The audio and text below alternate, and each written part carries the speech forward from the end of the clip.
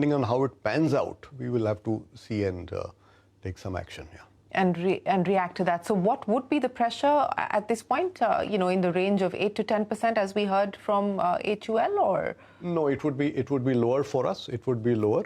I won't give you a figure because, there are so many different sectors. Sure. But it's not to that degree. It's not to that degree. Not to that degree. What does all of this mean now in terms of volume growth, and what is the expectation as far as FMCG volume growth in specific is concerned? So we are seeing that, after all the measures that the government had taken, be it income tax, be it the GST rationalization, and then food inflation has been benign, and there's a cumulative effect of the pickup of the public investments that had kind of slowed down some time back. Now they have gathered pace. So all of this is in fact giving buoyancy to consumption. Consumption has improved. There is better volume growth than the past.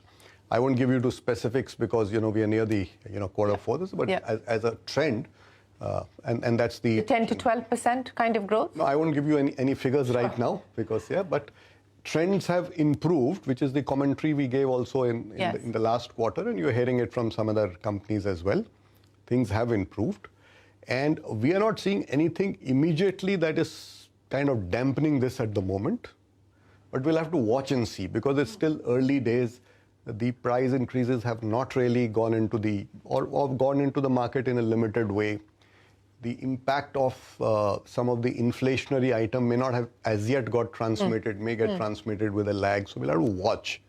But it is something that we need to monitor. But, I just want to understand from you now in terms of what next as far as FMCG is concerned. I mean, you've got your next strategy laid out in terms of the pillars that you intend to focus on. But what can we expect, which are measures on the anvil?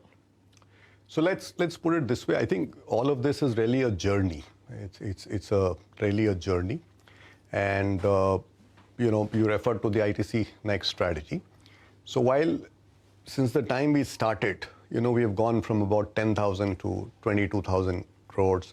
We also said that we will improve margins by about 1% every year. So by and large, in fact, at an aggregate level, we have done it. There have been years where, because of serious inflationary pressures, it wasn't so. But medium term, if you look at it, yes, that's a trend that we have delivered. So having said that, I think the journey is still, there's a lot more to be covered in the journey. Whilst our, the core brands we said have scaled up, have all got, substantial size over time. A lot of adjacencies have been covered. If you look at, brand like Ashirwad, which started as an atta brand. Now from atta, it's gone into vermicelli, besan, salt, spices, so on and so forth. And it's a continuous expansion that we're seeing. Strong center of plate brand, just as an example.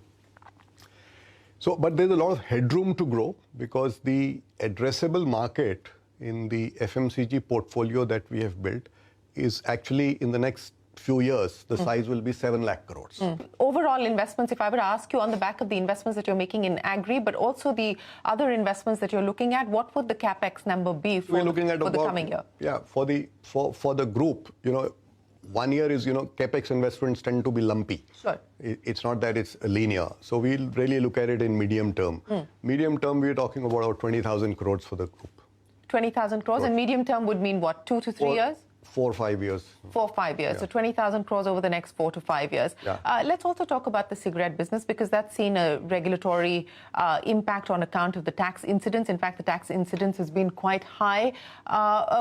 What is the outlook as far as volume growth is concerned, and how much have you been able to absorb? How much have you been able to pass on?